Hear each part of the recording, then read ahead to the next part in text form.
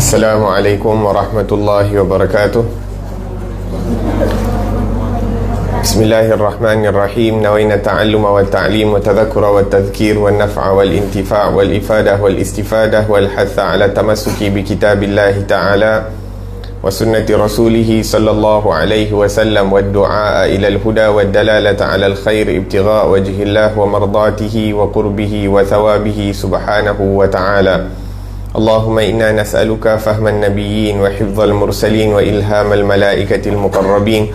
Allahumma aghnina bil ilm wa zayyinna bil hilm wa akrimna bit taqwa wa jamilna bil afiyah. Allahumma akhrijna min dhulumatil wahm wa akrimna bi nuril fahm. Subhanaka la ilma lana illa ma 'allamtana innaka antal alimul hakim. Rabbi shrah li sadri wa yassir li amri wahlul 'uqdatan min lisani yafqahu qawli. Wasadid lisani wahdi qalbi bihaqqi Sayyidina Muhammadin sallallahu alaihi wasallam. Telah berkata Al-Imam Abu Hamid Muhammad bin Ahmad Al-Ghazali At-Tusi dalam kitabnya Bidayatul Hidayah, muka surat 131, penyakit ketiga, iaitu cara meninggalkan sifat ujub. Ujub, takabur dan merasa bangga diri adalah satu penyakit hati yang sangat susah diubati. Dan ujub itu ialah memandang kepada diri sendiri dengan pandangan kemuliaan dan kebesaran, dan memandang terhadap orang lain dengan pandangan penghinaan. Dan alamat yang nampak pada lidah orang yang ujub itu ialah selalu mengatakan aku begini, seperti perkataan Iblis kepada Allah Subhanahu wa ta'ala ketika ia tidak mahu sujud kepada Nabi Adam AS. Ana khairum minhu khalaqtani min narin wa khalaqtahu min tin. Aku lebih baik daripadanya, iaitu Adam AS, kerana engkau menjadikan aku dari api dan engkau menjadikannya dari tanah. Dan alamat yang nampak bagi seseorang yang ujub itu di dalam majlis orang ramai ialah ia sentiasa suka mengangkatkan dirinya dan menganggapnya lebih pandai daripada orang lain. Dan ia suka menonjolkan diri di dalam perbincangan dan tidak senang kalau ada orang lain yang menolak pandangannya. Dan orang yang takabur tidak senang apabila ia diberi nasihat, dan kasar bahasanya kalau ia memberi nasihat kepada orang lain. Maka siapa yang menganggap dirinya lebih baik daripada orang lain, maka orang itu bersifat takabur. Dan sebaiknya hendaklah ia mengetahui bahawa orang yang sebenarnya baik itu ialah orang yang baik di sisi Allah Subhanahu wa ta'ala. Dan masalah ini tidak ada siapa yang mengetahuinya kerana ia tertakluk kepada khatimah, iaitu akhir umur seseorang. Maka i'tiqadmu di dalam hatimu bahawa engkau lebih baik daripada orang lain adalah dari sebab kejahilan semata-mata. Sepatutnya janganlah engkau melihat kepada seseorang kecuali engkau melihat bahawa ia adalah lebih baik di sisi Allah Subhanahu wa ta'ala daripada engkau, dan ia mempunyai beberapa kelebihan atas dirimu. Maka jika engkau melihat orang yang lebih muda daripadamu, maka engkau berkata di dalam hati, anak muda ini belum pernah lagi membuat maksiat kepada Allah Subhanahu wa ta'ala, sedangkan aku sudah banyak berbuat maksiat, maka tidak ragu lagi bahawa ia lebih baik daripadaku. Dan apabila engkau melihat orang yang lebih tua daripadamu, maka hendaklah engkau berkata, orang tua ini menyembah Allah Subhanahu wa ta'ala lebih dahulu daripadaku, maka tidak ragu lagi bahawa ia lebih baik daripadaku. Dan apabila engkau melihat orang yang alim, maka hendaklah engkau berkata, orang yang alim ini telah dikurniakan kepadanya bermacam-macam pemberian yang tidak dikurniakan kepadaku, dan ia telah sampai ke martabat yang aku tidak sampai kepadanya, dan ia mengetahui perkara yang tidak aku ketahui, maka betapa aku sama dengannya. Dan apabila engkau melihat orang yang jahil, maka hendaklah engkau berkata, orang yang jahil ini berbuat maksiat kepada Allah Subhanahu wa ta'ala dengan kejahilannya, tetapi aku mengerjakan maksiat beserta dengan ilmuku, maka Allah Subhanahu wa ta'ala akan berhujah ke atas diriku, dan aku belum tahu lagi bagaimana akhir kehidupanku. Dan apabila engkau melihat orang yang kafir, maka hendaklah engkau berkata, aku belum tahu lagi, boleh jadi ia menanti masuk Islam, lalu ia mengakhiri kehidupannya dengan husnul khatimah, iaitu mati dengan keadaan yang baik dan beriman. Dan dengan sebab dia masuk Islam, maka ia telah keluar dari dosa-dosanya seperti keluarnya sehelai rambut dari adunan roti. Sedangkan aku, waliyadzubillah, mudah-mudahan Allah Subhanahu wa ta'ala memelihara kita, boleh jadi berubah menjadi sesat setelah mendapat petunjuk, maka aku menjadi kafir dan kehidupanku akan diakhiri dengan su'ul khatimah, yakni mati dalam keadaan kafir. Maka orang kafir ini pada hari kiamat nanti akan dikumpulkan bersama dengan orang-orang yang muqarrab, sedangkan aku akan disiksa di dalam api neraka. Na'udzubillah min zalik. Dan sifat takabur tidak akan keluar dari hatimu kecuali jika engkau mengetahui bahawa orang yang sebenarnya mulia itu ialah orang yang mulia di sisi Allah Subhanahu wa ta'ala. Dan masalah ini tertakluk kepada al-khatimah, kesudahan dari kehidupan seseorang, sedangkan perkara ini masih belum dapat diyakinkan. Maka jika engkau berfikir demikian, nescaya hatimu sentiasa akan takut dengan khatimah, sehingga engkau tidak berani membesarkan diri dan engkau terpaksa membuat andaian terhadap orang lain. Walaupun sekarang ini engkau yakin dan beriman kepada Allah Subhanahu wa ta'ala, namun keadaan ini tidak menghalang kemungkinan berlakunya perubahan-perubahan pada dirimu pada suatu masa akan datang, kerana Allah Subhanahu wa ta'ala berkuasa merubah-rubah hati manusia, dan ia dapat memberi hidayah kepada siapa sahaja yang dia kehendaki, dan dia berkuasa pula menyesatkan siapa sahaja yang dikehendaki. Naam, alhamdulillah wassalatu wassalamu ala sayyidina Rasulillah wa ala alihi wa ashabihi wa man walah, amma ba'd. Al-Imam Ghazali rahimahullahu ta'ala di dalam bahagian yang kedua daripada kitab Bidayatul Hidayah ni menyebutkan tentang adab-adab meninggalkan maksiat, kerana untuk menuju kepada Allah Subhanahu wa ta'ala, untuk mendekatkan diri kepada Allah Subhanahu wa ta'ala, perkara yang pertama adalah jalan yang pertama, langkah yang pertama adalah meninggalkan perkara-perkara yang maksiat, perkara-perkara yang dilarang oleh Allah Subhanahu wa ta'ala, iaitu bertaubat kepada Allah dan beristighfar kepada Allah Subhanahu wa ta'ala, dan berhenti dan berazam untuk berhenti dari melakukan dosa-dosa yang disebutkan, dosa-dosa yang dilakukan oleh anggota tubuh badan yang zahir. Kemudian setelah menyebutkan tentang dosa-dosa daripada tubuh badan yang zahir itu, kemudian Imam Ghazali sebutkan juga dosa-dosa yang dilakukan oleh hati, yang mana dosa yang dilakukan oleh hati ini lebih berat daripada dosa-dosa yang dilakukan oleh anggota tubuh badan. Seperti mana amal ibadah yang dilakukan oleh hati ni, dia punya pahala lebih berat di sisi Allah daripada amal ibadah yang dilakukan oleh anggota tubuh badan. Nah, maka setelah kita meninggalkan dosa-dosa, setelah dibahaskan dosa-dosa yang zahir dan dosa-dosa yang batin, kemudian Imam Ghazali menyebutkan 3 penyakit yang utama. Saya just refresh balik. Sebab apa? Sebab dah 2 minggu kita tak ada kelas, so just refresh balik. Naam. Jadi Imam Ghazali menyebutkan 3 penyakit utama yang dihidapi oleh kebanyakan manusia, yang mana perlu diberikan perhatian. Yang pertama, sifat hasad, yang mana kita dah bahaskan tanda-tanda dia dan apa ubat dia. Yang kedua merupakan sifat riak, bangga diri, ataupun merasa dirinya lebih baik daripada orang lain. Dan ketiga ni merupakan sifat ujub. La ilaha illallah. Naam, ujub fahuwa da' al-udal, yang ini merupakan penyakit yang antara penyakit yang sangat-sangat berbahaya. Kira kalau dalam medical term sekarang ni macam kanser lah, yang sangat berbahaya, yang perlu dirawat dengan segera dan dengan teliti. Syadidul ladzi a'yal atibba. Naam, maksudnya merupakan penyakit yang memenatkan doktor-doktor untuk mengubati penyakit tersebut. Sifat ujub. Maksudnya kalau penyakit tubuh badan ni, ada penyakit-penyakit yang memenatkan doktor untuk nak rawat, maka penyakit hati ni merupakan penyakit yang juga susah dirawat oleh doktor-doktor, para ulama ataupun as-salihin, iaitu orang-orang salih ni nak rawat orang yang mempunyai penyakit ujub ni pun sangat berat. Naam.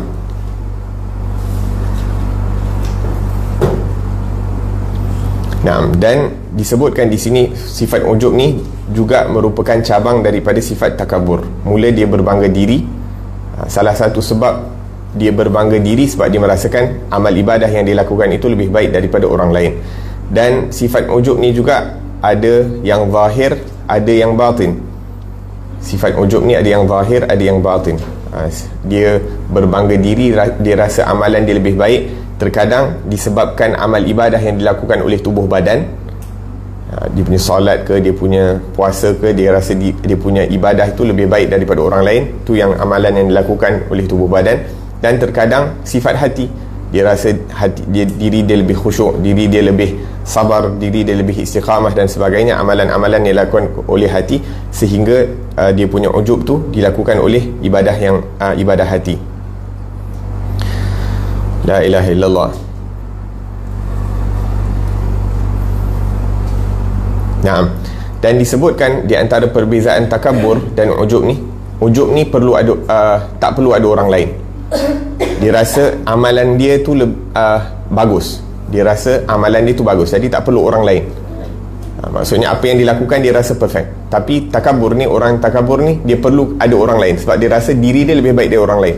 Takabur ni bukan terkait dengan ibadah, akan tetapi dia rasa diri dia lebih baik daripada orang lain. Ujub ni dia berbangga dengan amalan yang dilakukan oleh diri dia sendiri. La ilaha illallah.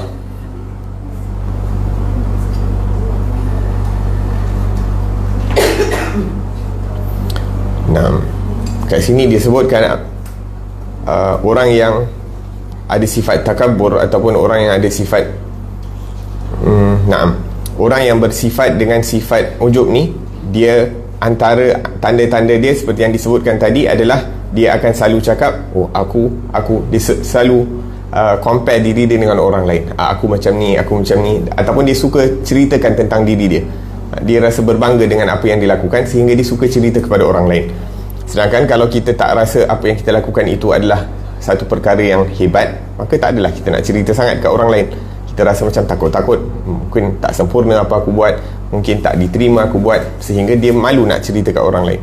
Tapi disebabkan dia rasa diri dia hebat, maka bahkan mungkin saya ada sebutkan ni sebelum ni kita ada sebutkan tentang ada 3 perkara yang menghancurkan. Dalam perbahasan takabur kita ada sebutkan ada 3 sifat yang menghancurkan. Salah satunya syuhun muta', mu'jab binafsih, yakni dia berasa bangga dengan amalan diri dia, ataupun dia merasa bangga dengan diri dia sendiri, yang mana zaman sekarang ni pun daripada segi ilmu psikologi ada penyakit yang diberi nama tersebut. Yang ni orang tu dia full of himself. Maksudnya dia salah satu tandanya ni, bukan semestinya, tapi salah satu tandanya dia suka selfie dan sebagainya. Tu bukan the main tanda. Maksudnya bukanlah orang suka selfie tu dia bangga dengan diri dia. Kadang-kadang dia suka ambil gambar, tapi kadang-kadang dia rasa diri dia lebih hebat dari yang lain, sehingga dia nak sentiasa menunjukkan perkara tersebut. Dan orang yang pertama rasa diri dia hebat adalah Iblis. Iblis dia mengatakan kepada Allah Subhanahu Wa Taala, sewaktu Allah perintahkan dia untuk bersujud kepada Nabi Adam, dia kata aku lebih baik daripada Adam. Lepas tu dia buat qiyas yang salah, dia buat comparison yang salah. Dia kata sebab aku diciptakan oleh api dan Adam diciptakan daripada tanah, dan tak ada siapa cakap api itu lebih mulia daripada tanah. Tak ada siapa yang cakap, akan tetapi dia yang buat perbandingan sendiri.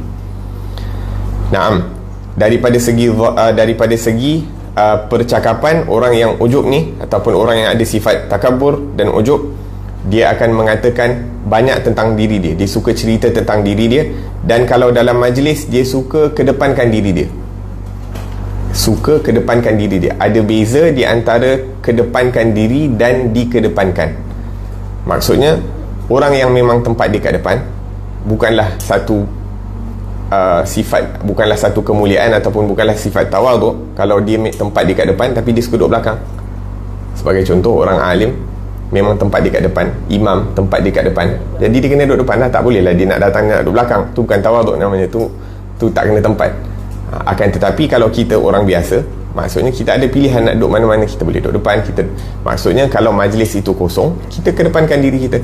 Maksudnya kita duduk bahagian depan untuk nak lebih dekat dengan guru, dengan niat untuk kita dapat lebih keberkatan daripada guru dan sebagainya. Akan tetapi Kalau dah penuh, kita duduk belakang.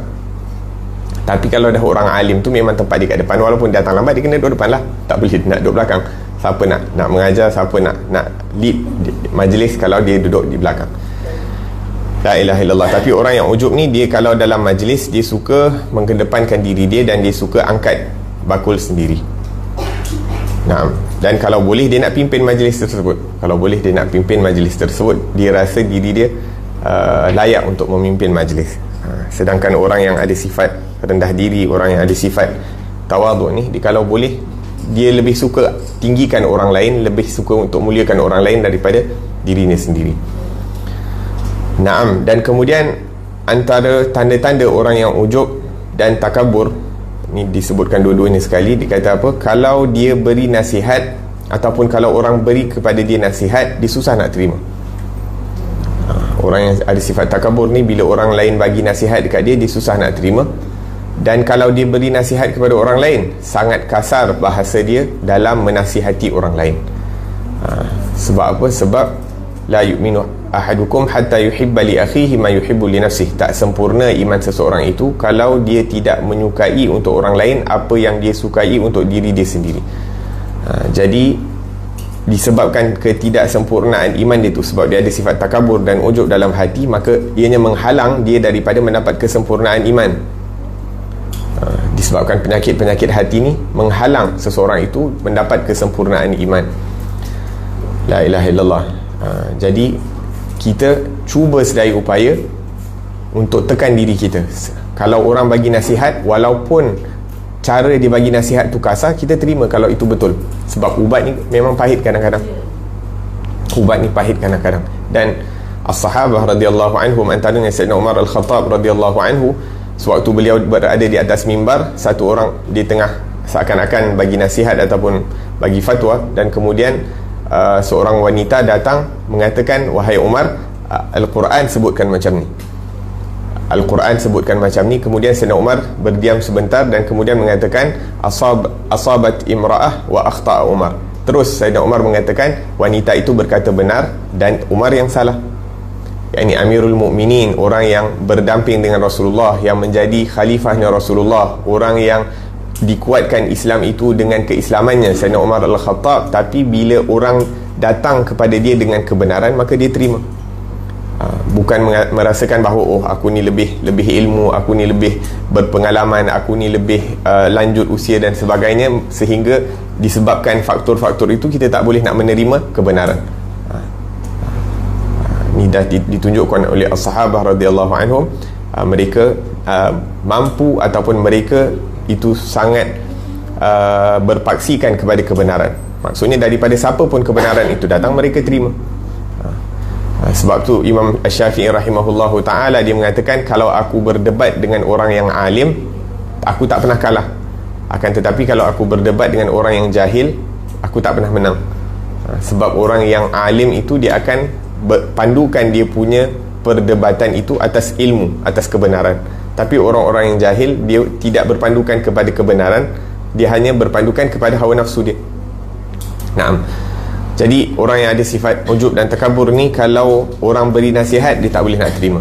Dan kalau dia beri nasihat, sangat kasar bahasa dia. La ilaha illallah. Naam. Wa in alim wa in allam lam yuraffiq bil muta'allimin. Dan kalau dia mengajar, dia tak berlemah lembut dengan orang-orang yang belajar dengan dia. Wastadhallahum wa taharahum. Bahkan kadang-kadang dia memandang hina kepada orang-orang yang belajar kepada dia. Wamtanna alaihim, dan dia rasa orang lain dapat ilmu disebabkan dia. Patutnya seorang guru, dia merasakan bahawa disebabkan ada orang nak dengar apa yang dia sampaikan, dia dapat mengajar.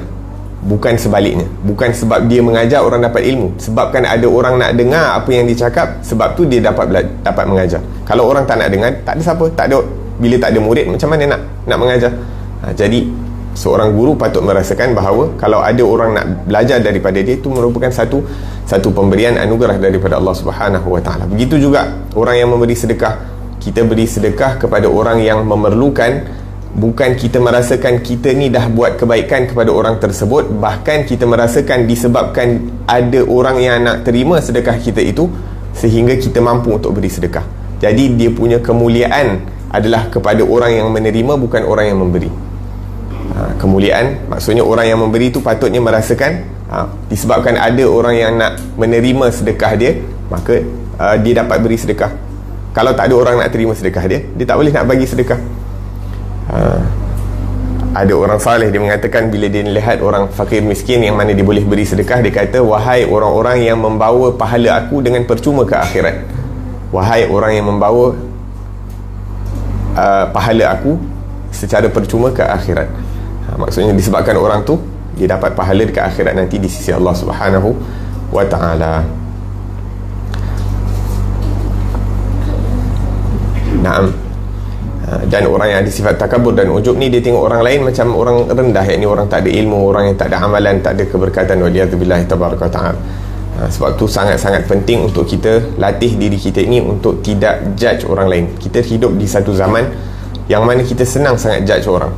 Kita hukum orang terkadang berpandukan apa yang dipakai, berpandukan tempat yang rumah yang dia duduk, berpandukan dengan berdasarkan kereta yang dibawa dan sebagainya. Sedangkan inna akramakum indallahi atqakum, orang yang paling mulia di sisi Allah Subhanahu wa ta'ala adalah orang yang paling banyak takwa, orang yang paling mulia akhlaknya. Itulah orang-orang yang innamal insanu birruh la bil ajsad. Sesungguhnya manusia itu manusia kerana rohnya, maka rohnya itu menjadi sempurna, menjadi mulia dengan ilmu, dengan amal ibadah, dengan iman dan sebagainya, bukan dengan perkara-perkara eksterior ataupun perkara-perkara zahir. La ilaha illallah. Dan kebaikan seseorang itu tidak diketahui oleh orang lain melainkan di sisi Allah. Hanya Allah Subhanahu wa ta'ala yang mengetahui keadaan seseorang. Dan secara pasti kebaikan ataupun keburukan orang itu terletak pada khatimah, penghujung hayatnya. Kalau dia meninggal dunia dalam keadaan husnul khatimah, maka orang itu adalah orang yang baik.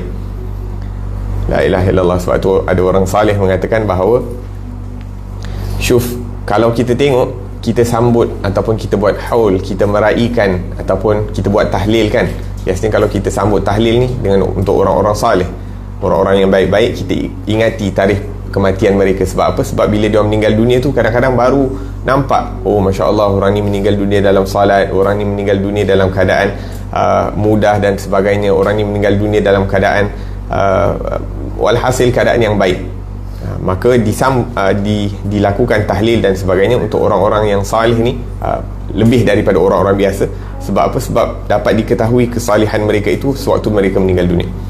Adapun Rasulullah sallallahu alaihi wasallam, daripada kelahirannya lagi dah diketahui dah kehebatan Rasulullah sallallahu alaihi wasallam, sehingga disambut maulidnya Rasulullah sallallahu alaihi wasallam itu disebabkan hatta waktu lahir tu segala tanda-tanda kebaikan dah zahir pada diri Rasulullah sallallahu alaihi wasallam. Ni perkataan orang-orang salih. Ini orang-orang lain disambut, bukanlah disambut kematian, tapi maksudnya diperingati kehidupan mereka itu di akhir hayat mereka. Tarikh kematian mereka itu diingati kerana mengingati sirah perjalanan kehidupan orang yang baik tersebut. Akan tetapi Rasulullah sallallahu alaihi wasallam yang daripada kelahirannya itu segala tanda-tanda kebaikan telah nampak pada zatnya Rasulullah sallallahu alaihi wasallam. Naam, maka Imam Ghazali menyebutkan, maka kita merasakan diri kita ini baik daripada orang lain merupakan satu kejahilan yang nyata. Orang yang merasakan diri dia itu lebih baik daripada orang lain, itu merupakan satu kejahilan yang nyata. Waliyadzubillah. Dan kadang-kadang tak perasan. Kadang-kadang kita tak perasan, kita tak fikir yang kita ni lebih baik daripada orang lain, tapi tanpa disedari perkataan kita itu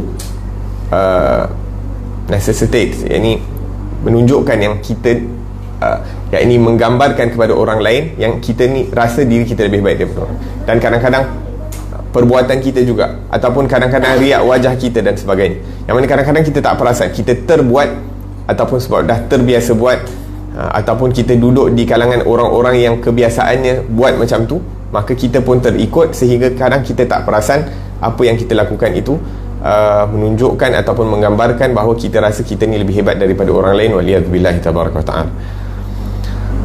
Allahu Akbar. Naam.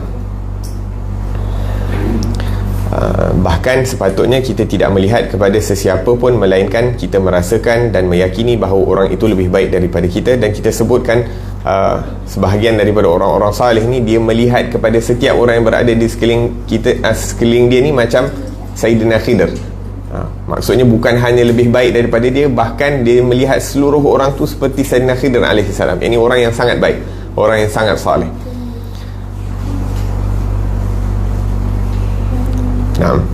Dan cara untuk melihat ataupun cara untuk mendapati sifat tawaduk ni, yang pertamanya adalah kita merendah diri kepada setiap orang yang berada di sekeliling kita. Yang ini kawan-kawan kita, kita merendahkan diri kita bersama dengan mereka, waliman dunahum, sehingga senang untuk kita merendah diri kepada sesiapa. Yang ini kadang-kadang dengan orang yang kita kenal senang untuk kita nak rendahkan diri, tapi dengan orang yang kita tak kenal, kita tak rendah diri dengan dia, ataupun kadang-kadang vice versa. Jadi kita mulakan dengan orang yang kita kenal, kita rendahkan diri kita. Sama ada orang itu yang kita muliakan adalah keimanan yang berada dalam hati mereka, maka setiap orang yang ada kalimat la ilaha illallah Muhammadur Rasulullah sallallahu alaihi wasallam kita muliakan. Walaupun terkadang secara zahirnya nampak macam mereka melakukan dosa, walaupun terkadang secara zahirnya nampak macam pakaian mereka itu tidak berapa islamik dan sebagainya, akan tetapi kita muliakan kalimat la ilaha illallah yang ada di dalam hati mereka. Dan sifat-sifat yang mulia ni, maksudnya nak ada sifat tawaduk sebagai contoh, memandang orang, iaitu memuliakan orang lain, kita kena cuba usahakan sampai kita ada sifat tersebut dengan kita dapat mengamalkan sifat-sifat mulia ni dengan mudah. Kadang-kadang nak ada sifat sabar kan, tapi perlu berusaha. Maksudnya bukan senang tu nak ada sifat sabar, tapi kita nak usahakan sehingga sifat sabar tu dah jadi macam kita punya second nature, dah jadi satu kebiasaan. Oh, orang cakap buruk tentang kita, khalas, malish, tak ada masalah, tak ada terkesan, tak memerlukan kesabaran. Yang ini kita tak perlu ada usaha untuk nak bersabar.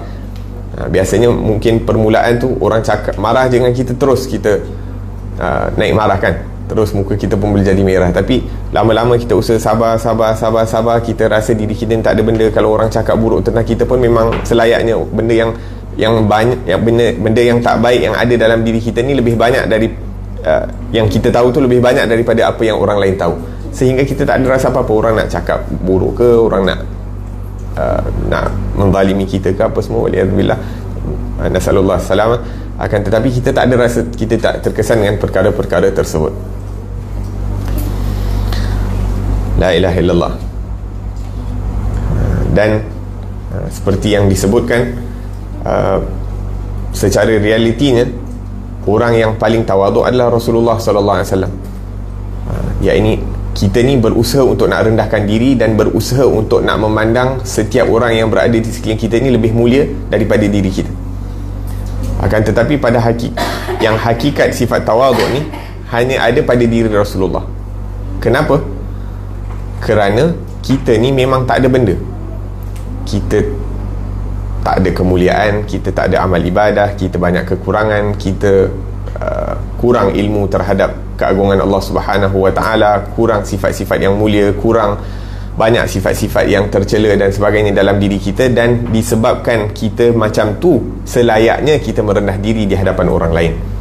Akan tetapi Rasulullah sallallahu alaihi wasallam, makhluk yang paling disayangi Allah Subhanahu wa taala, makhluk yang paling mulia, makhluk yang paling sempurna ciptaan tubuh badannya, manusia yang paling mulia, dilengkapi dengan sifat-sifat yang mulia. Bahkan segala sifat-sifat yang mulia itu datang daripada Rasulullah dan berasal daripada sifat kesempurnaan. Semua sifat-sifat yang mulia itu telah sempurna dalam diri Rasulullah sallallahu alaihi wasallam, sehingga sewaktu Rasulullah merendahkan diri dengan sahabat-sahabatnya, maka itulah hakikat tawaduk. Kita ni memang kalau kita tawaduk, memang kita tahu kita tak ada benda. Mungkin orang nampak baik, orang bersangka baik dengan kita, sebab tu dia muliakan kita. Tapi Rasulullah memang selayaknya dimuliakan. Itu pun masih lagi dia bersifat tawaduk, masih lagi merendah diri kepada as-sahabah, yang mana sahabat-sahabat Nabi itu semuanya masuk Islam kerana usahanya Rasulullah, kerana dakwahnya Rasulullah. kerana doanya Rasulullah. Kalau bukan kerana doa, bukan kerana dakwahnya Rasulullah, bukan kerana bersusah payahnya Rasulullah dalam menyebarkan dakwah, mereka pun tak masuk Islam. Tapi keislaman mereka itu di tangan Rasulullah tak menghalang Rasulullah daripada merendahkan diri ke atas mereka. Bayangkan kalau ada orang masuk Islam di tangan kita kan, lepas tu kita ajar dia wudu, solat apa semua, ba'din khalas kita rasa macam kita ni memang lebih hebat daripada dia. La ilaha illallah. La ilaha illallah. Tak pernah terfikir maksudnya kadang-kadang kita ni semua tipu daya syaitan. Tapi setengah-setengah orang salih ni, ratusan ribu orang masuk Islam di tangan mereka, tapi dia tak ada rasa apa-apa. Tak ada rasa apa-apa. Allahumma rzuqna husnul khuluq. Moga-moga Allah Subhanahu wa taala rezekikan kita dengan akhlak yang mulia, yang mana itu merupakan sebesar-besar nikmat dan sebesar-besar kurniaan daripada Allah Subhanahu wa taala.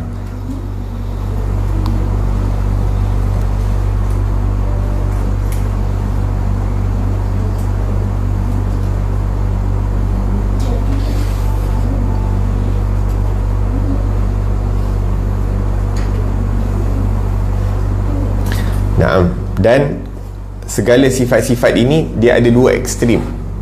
Segala sifat-sifat ni ada dua ekstrim. Maksudnya ada ekstrim yang berlebihan, ada ekstrim yang terlampau kurang. Jadi sifat tawaduk ni tengah-tengah. Yang ini kita merasa rendah diri, kita memuliakan orang lain, tapi bukanlah sampai kita memuliakan semua orang tak berasas. Sebagai contoh, kita ada sebutkan bahawa kita tak merendahkan diri kita di hadapan orang-orang yang fasik, ataupun kita tak merendahkan diri kita depan orang-orang kaya kerana kekayaan mereka, ataupun kita tak merendahkan diri kita tak pasal-pasal. Maksudnya kita tak adalah rasa diri kita hebat, tapi pada waktu yang sama kita tak adalah meletakkan diri kita terlampau tinggi ataupun terlampau rendah. Macam kita sebutkan tadi, macam orang alim kalau masuk di majlis, dia perlu duduk depan. Maksudnya kalau dia duduk di belakang, maka dia telah meletakkan sifat tawaduk itu bukan pada tempatnya, terlampau kurang. Maksudnya dia bukan berlebihan, akan tapi sangat berkurangan dia punya sifat tersebut, sehingga menjadikan meletakkan diri dia hina ataupun menghinakan dirinya sendiri. Nah, jadi segala sifat-sifat yang mulia itu perlu berada di tengah-tengah, tak terlampau ekstrim berlebihan, tak terlampau ekstrim kurang. Dan semua ini kita boleh lihat dalam akhlaknya Rasulullah sallallahu alaihi wasallam. La ilaha illallah. Dan kemudian disebutkan di sini salah satu cara, salah satu ubat untuk nak merendahkan diri kita ataupun untuk mendapat sifat tawaduk. Kalau kita nampak anak kecil, maka kita ingat bahawa kita hidup lebih lama daripada dia, sehingga maksiat kita lebih banyak daripada anak kecil tersebut. Anak kecil dia kurang bermaksiat kepada Allah Subhanahu wa taala, maka disebabkan kekurangan dosa tersebut dia lebih mulia.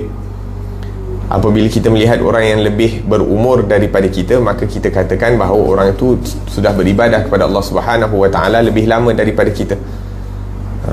Berapa banyak salat yang dia telah salat lebih daripada kita, berapa banyak Ramadan yang dia telah berpuasa lebih daripada kita, berapa banyak sedekah, berapa banyak bacaan Al-Quran yang dia dah buat lebih daripada kita. Sehingga bila kita tengok orang yang lebih berumur daripada kita, maka kita muliakan. Dalam hadis Nabi sallallahu alaihi wasallam menyebutkan, man lam yuwaqqir kabirana wa lam yarham saghirana, man lam yarham saghirana wa lam yuwaqqir kabirana. Nah, barang siapa yang tidak memuliakan orang tua dan tidak merahmati kanak-kanak, maka bukan daripada golongan kami, falaisa minna. La ilaha illallah. Nah, dan kemudian disebutkan juga, kalau kita nampak orang alim, kita muliakan dia sebab dia ada ilmu, dan ilmu yang bermanfaat merupakan mahkota kemuliaan terhadap manusia. Orang yang diberikan ilmu yang bermanfaat itu merupakan satu anugerah yang besar daripada Allah Subhanahu wa taala, sehingga apabila kita tengok jumpa dengan orang alim, orang yang berilmu, maka kita hormati dia disebabkan ilmu yang Allah Subhanahu wa taala berikan kepada dia, dan kita merasakan diri kita rendah daripada dia. Sebab apa? Sebab dia ada ilmu. Ataupun kalau kita tengok orang kafir, Kita tak tahu sama adakah dia akan berterusan dalam kekufurannya ataupun tidak, dan kita pun tak tahu sama ada kita akan berterusan dalam agama Islam ataupun tidak, waliyazubillahi tabaraka wa ta'ala. Jadi perkara-perkara seperti ini bila ada dalam fikiran kita, maka mudah untuk kita nak amalkan sifat tawaduk ataupun amalkan sifat rendah diri dan ubati diri kita ni daripada sifat-sifat riak dan ujub. La ilaha illallah.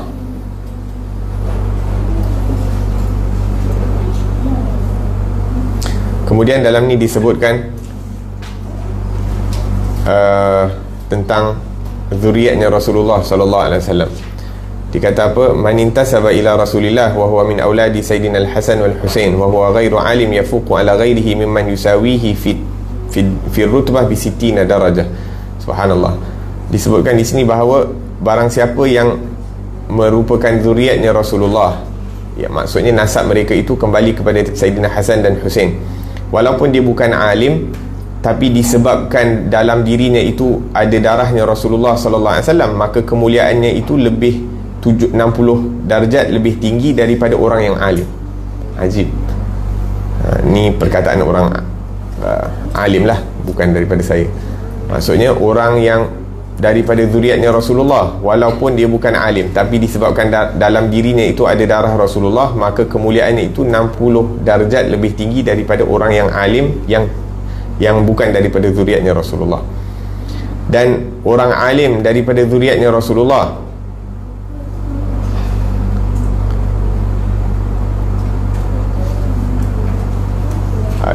dan orang alim yang bukan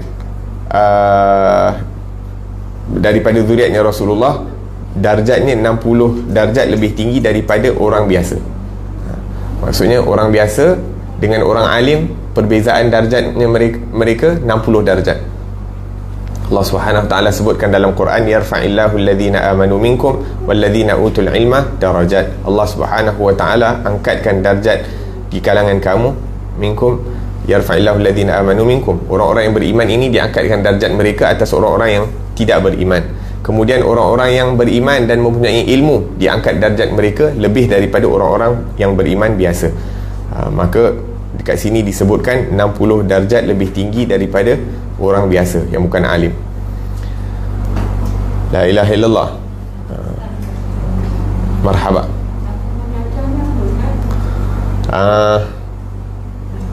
Allahu alam, tapi kalau nak ikutkan kalau darjat kat dalam syurga, darjat dalam syurga tu satu darjat dengan darjat yang lain, setengah menyebutkan bahawa perbezaannya tu 500 tahun perjalanan. 500 tahun perjalanan.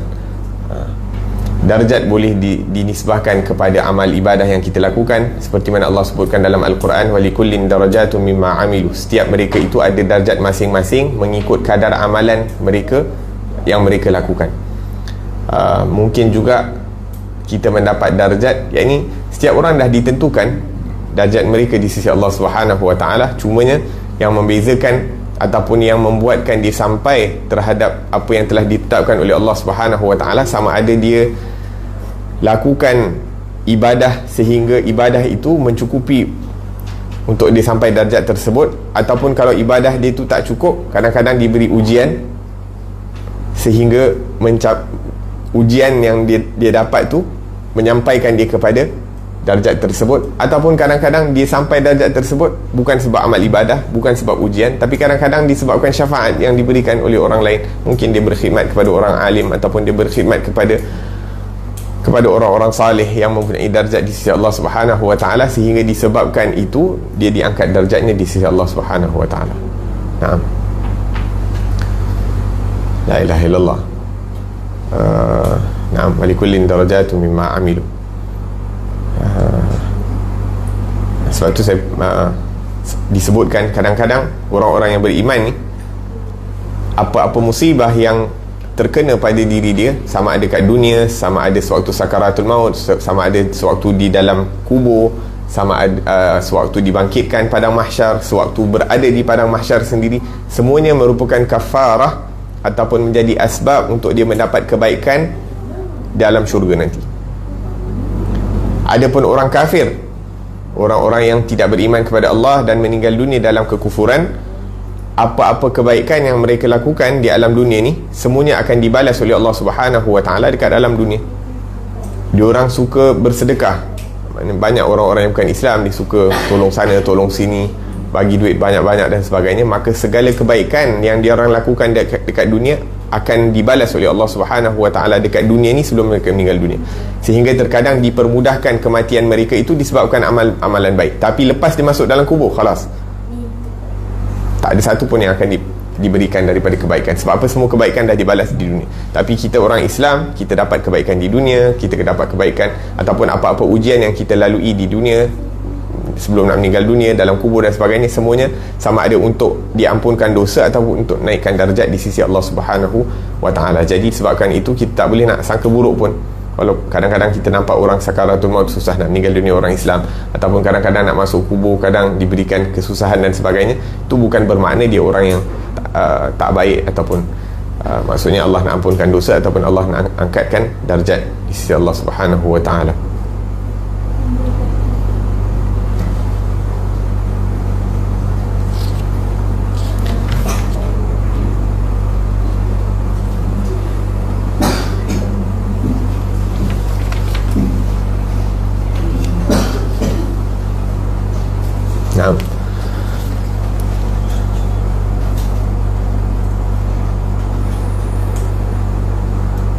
Maka yang perlu untuk kita yakini adalah orang yang mulia itu adalah orang yang mulia di sisi Allah Subhanahu Wa Taala, walaupun dia bukan orang yang mulia di sisi manusia.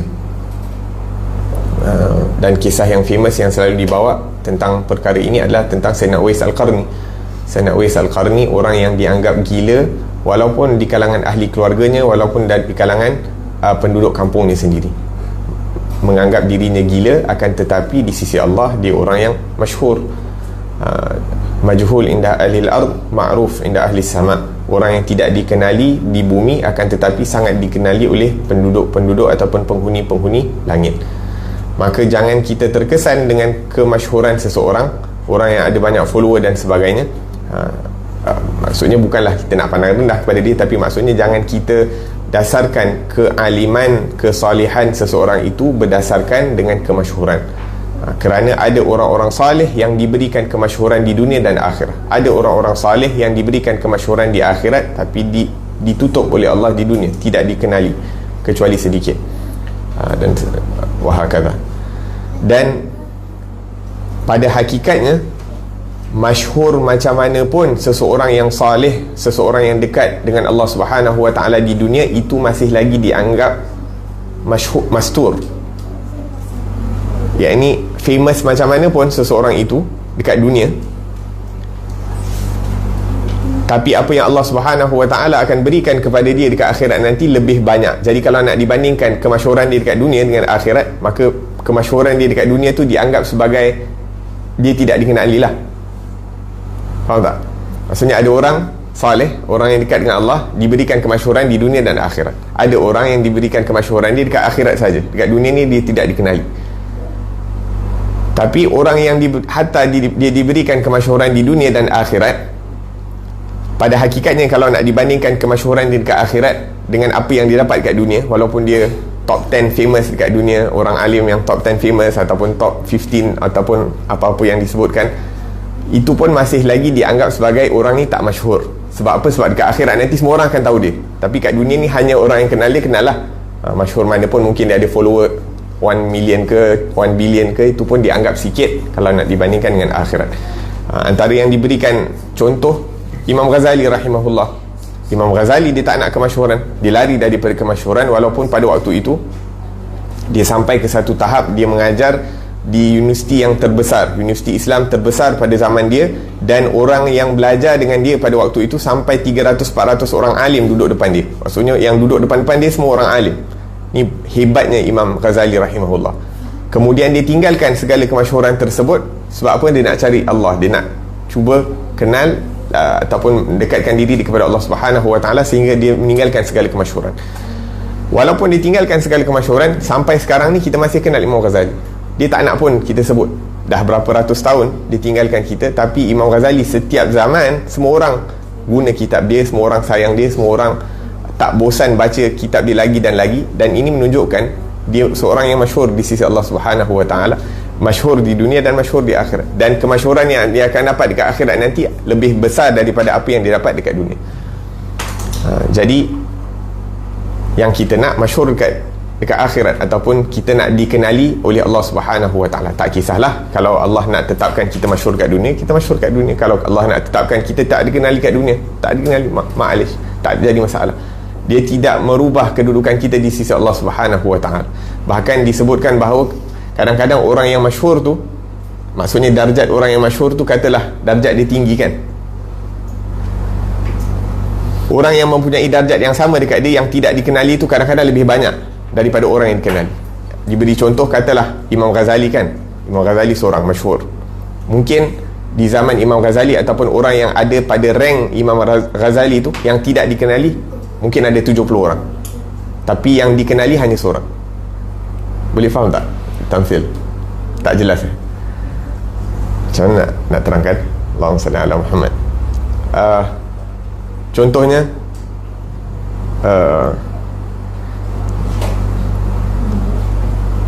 orang yang mempunyai kedudukan yang tinggi di sisi Allah Subhanahu Wa Taala,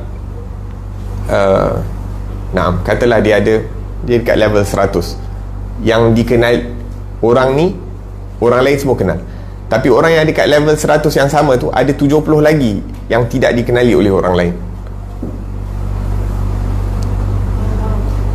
Faham tak? Contohnya okey, orang billionaire, kita letak duit lah, mungkin senang nak faham. Ada jutawan, katalah orang ni dia ada net worth dia, Allahu'alam, katalah 10 juta, dia ada 10 juta. Dia ni dikenali orang lain, tapi ada lagi orang yang ada 10 juta tapi ada mungkin ada 20-30 orang yang ada 10 juta tapi orang lain tak kenal. Dia senyap je, undercover, orang lain tak kenal. Dia buat semua bisnes dia semua undercover, dia tak zahirkan kekayaan dia sehingga orang lain pun tak dapat nak trace kekayaan. Macam tu juga ada orang saleh yang mana kesalihannya itu dikenali, diketahui orang, akan tetapi ada juga orang-orang saleh yang pada level yang sama tapi ditutup oleh Allah Subhanahu Wa Taala, dan bilangan mereka itu sangat ramai.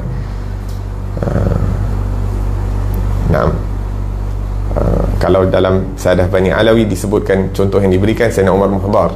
Sayyidina Umar Muhdar ni ketua bagi Sadah Bani Alawi. Maka orang yang mempunyai darjat yang sama dengan dia ada 70 orang pada waktu tu.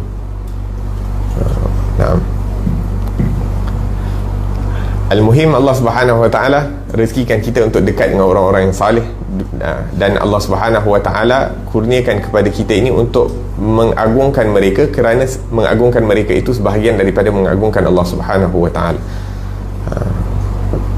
Seperti mana Allah perintahkan malaikat untuk bersujud kepada Nabi Adam, bukan bermakna untuk beribadah kepada Nabi Adam, tapi taat kepada perintah Allah. Jadi kita bila mengagungkan orang alim, orang saleh, merupakan sebahagian daripada perintah Allah Subhanahu Wa Taala.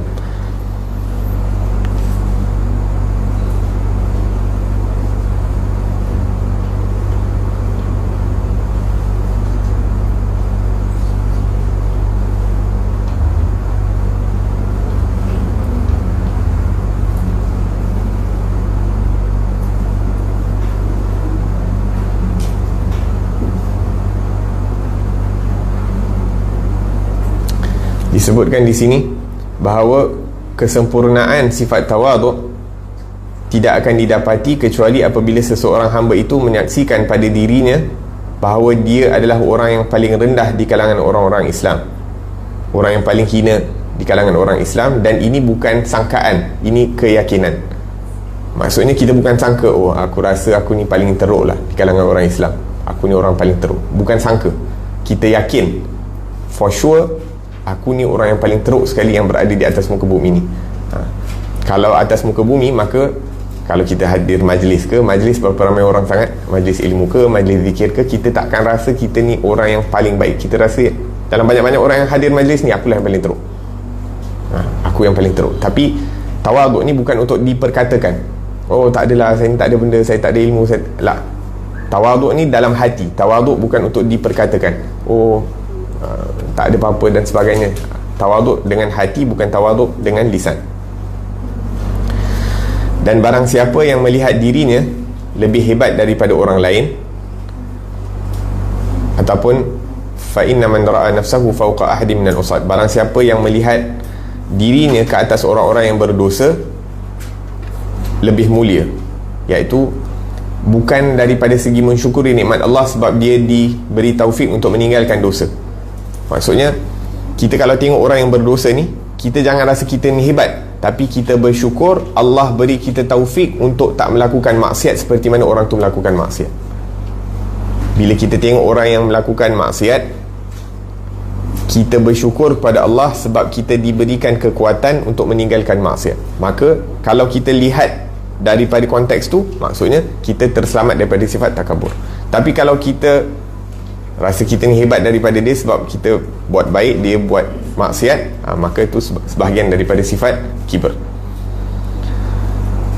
Sebab tu berkata orang saleh, orang alim, dia kata apa? Ketaatan yang mendatangkan sifat bangga diri itu lebih teruk daripada kemaksiatan yang mendatangkan sifat rendah diri. Maksudnya orang yang berbuat maksiat dan dia tahu maksiat ni satu perkara yang tidak disukai Allah, sehingga disebabkan dia melakukan maksiat, dia rasa ya Allah, aku ni teruk kalau nak dibandingkan dengan orang lain. Sifat ni lebih disukai oleh Allah daripada orang yang melakukan ibadah, kemudian disebabkan ibadah yang dilakukan tu dia rasa diri dia lebih hebat daripada orang lain. Tapi yang terbaik daripada kedua-dua ni adalah orang yang melakukan ibadah kepada Allah, istiqamah, bersungguh-sungguh dalam mendekatkan diri kepada Allah. Lepas tu dia masih lagi merasakan diri ni tak ada benda, dia rasa dirinya kecil sangat sebab dia tak tahu sama ada ibadah dia diterima oleh Allah ataupun tak. Maksudnya yang perlu untuk kita usahakan, perbanyakkan amal ibadah, dan pada waktu yang sama kita tak merasakan diri kita ni ada apa-apa. Jangan sampai kita melakukan ibadah dan ibadah itu mendatangkan sifat kebanggaan dalam hati kita seperti mana yang dilakukan, seperti mana yang ditunjukkan oleh iblis.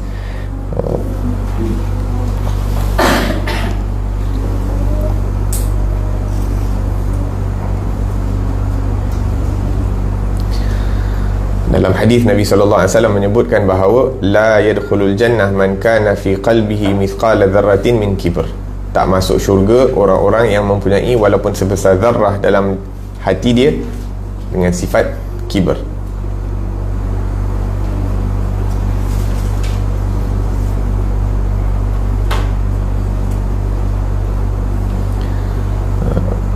Disebutkan bahawa anna man indahu syai'un minal kibr, barang siapa yang mempunyai sifat takabur, dia tidak akan mampu untuk berada di dalam hadratnya Allah Subhanahu wa ta'ala. Maksudnya dalam singgahsananya ataupun dalam balairungnya Allah Subhanahu wa ta'ala. Dia tak mampu untuk berterusan dalam berada di situ. Walaupun dia beribadah kepada Allah Subhanahu wa ta'ala dengan ibadah yang zahir sebanyak mana ibadah yang dilakukan oleh manusia dan jin. Maksudnya kalaulah orang tu punya banyak ibadah dia seorang menyerupai, menyamai ibadah seluruh manusia dan seluruh jin, tapi dalam hati dia ada takabur, khalas, tidak diterima. Sebab apa? Sebab dia ada sifat takabur. Dekat sini disebutkan takabur, diorang basically takabur dengan ujub lebih kurang sama. Jadi disebutkan salah satunya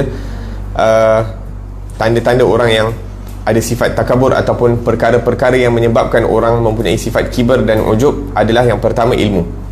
Dalam hadis Nabi SAW menyebutkan afatul ilm al-khuyala, keruntuhan ilmu itu adalah apabila dia mempunyai sifat takabur.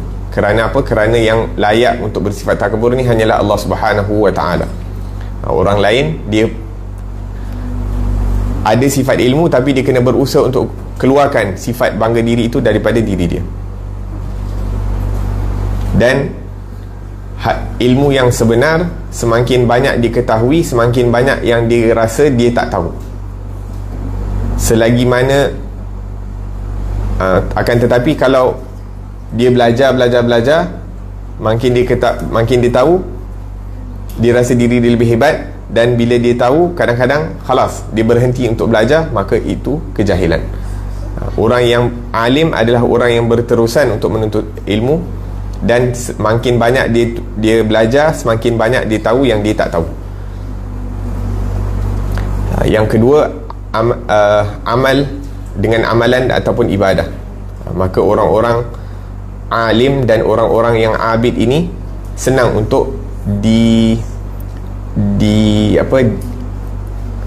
dihinggapi oleh sifat takabur.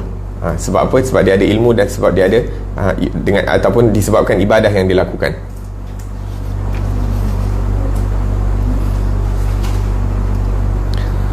Dan kemudian seterusnya, antara asbab untuk sifat bangga diri ni adalah nasab. Dia rasa disebabkan dia datang daripada keluarga yang mulia, dia lebih mulia daripada orang lain. Ini berlakulah kan dekat dekat negara-negara barat, daripada dulu sampai sekarang dia orang cuba untuk nak hilangkan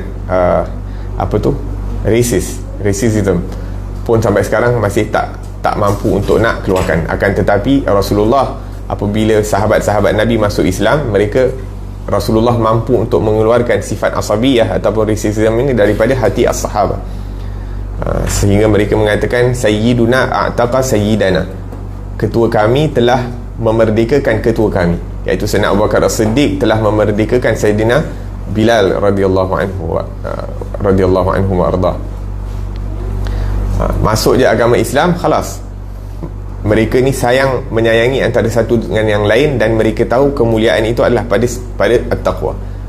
Sayyidina Abu Bakar As-Siddiq lebih kurang macam milenial lah zaman dulu kan, dia ada berapa banyak kedai dekat kota Makkah dan sebagainya, sehingga dikatakan sewaktu dia nak berhijrah, dia dah liquidate semua dia punya harta tu, sehingga dikatakan yang dibawa tu kurang lebih di zaman sekarang ni macam dah makan juta lah, masa dia nak bawa daripada kota Makkah ke kota Madinah bersama Rasulullah sallallahu alaihi wasallam.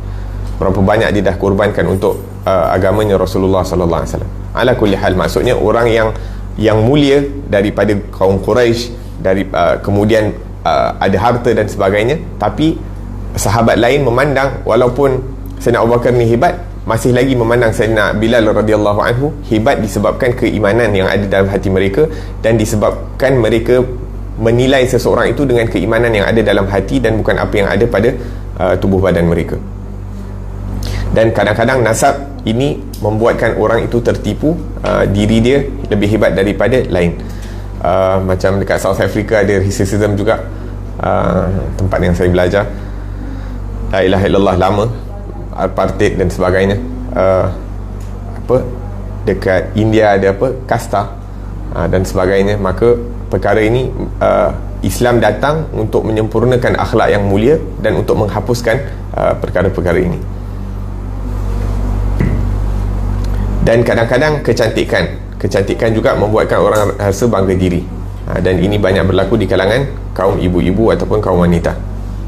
Dan disebabkan keinginan untuk merasakan dirinya lebih sempurna dan cantik daripada orang lain, menyebabkan ada sifat yang lagi satu yang datang, adalah sifat ghibah, suka untuk mengumpat. Orang tu ada ni, tapi cerita pasal rumah, cerita pasal kereta, cerita pasal sofa, cerita pasal pilihan color,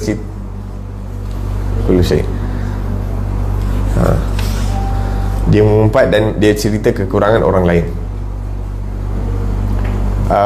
Naam, antara asbab takabur juga adalah harta. Orang ada harta lebih kadang-kadang buatkan dia tertipu dengan kehebatan diri dia, dan ini takabur ini banyak berlaku di kalangan raja-raja ataupun orang-orang yang memiliki kekayaan ataupun ahli perniagaan dan sebagainya.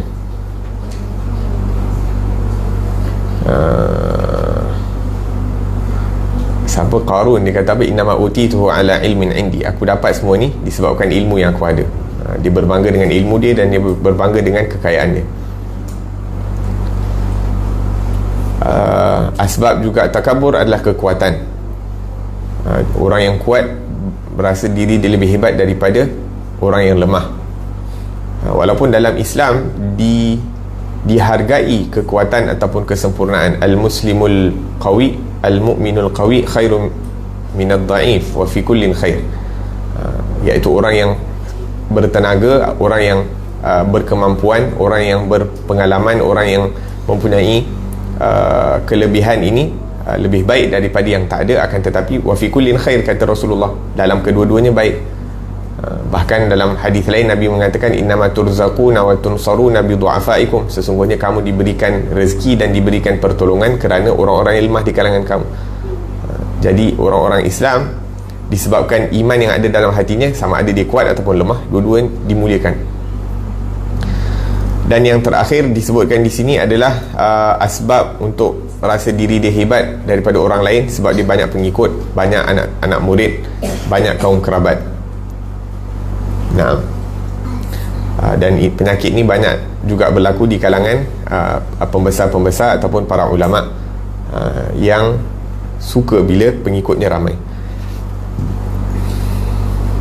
Nah, insyaAllah kita akan berhenti di sini. Pengajian yang akan datang kita akan bahaskan satu hadis yang panjang, yang mana dengannya kita dapat mengetahui betapa susahnya ilmu itu, sesuatu amalan itu untuk diterima oleh Allah Subhanahu Wa Taala.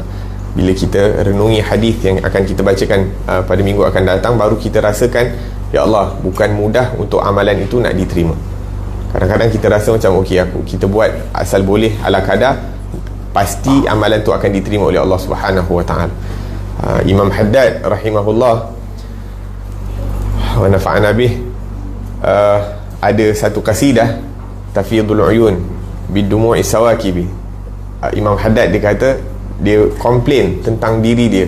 Dia kata dia menangis dengan banyak, dan dia kata betapa teruknya aku sembahyang, tapi aku sembahyang dengan hati yang lalai. Aku baca Al-Quran, akan tetapi tidak ada tadabbur, tidak ada penghayatan. Aku buat tu, aku buat ni dan sebagainya. Umur yang berlalu dengan perkara yang sia-sia dan sebagainya, akan tetapi tak ada roh dalam amal ibadah yang aku lakukan. Yang ini orang-orang yang tahu hakikat amal ibadah kepada Allah itu bukan satu perkara yang mudah. Amal ibadah yang diterima oleh Allah tu bukan satu perkara yang mudah untuk kita dapati, maka dia akan tak rasa bangga dengan amal ibadah yang dilakukan. Tapi kita, sebab kita punya ilmu cetek, kita khalas mayang asal boleh, kita mengaji bila ada masa dan sebagainya, mengaji pun kurang penghayatan dan sebagainya.